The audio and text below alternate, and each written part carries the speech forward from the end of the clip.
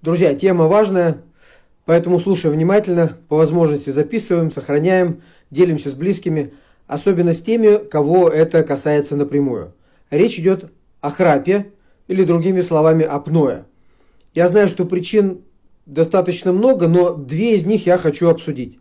Во-первых, это ожирение, это физическая деформация легких, и вследствие с этого давление диафрагмы во время сна затрудняет дыхание. И люди начинают храпеть. Это на самом деле смертельно опасно, потому что может вызвать остановку сердца.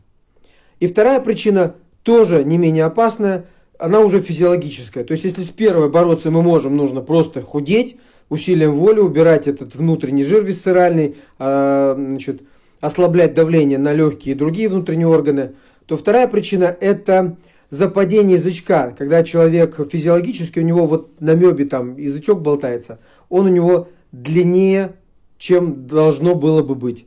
И когда человек спит, расслабляются мышцы, язычок этот западает и начинает дыхательно, да, вот трахею начинает ее закупоривать.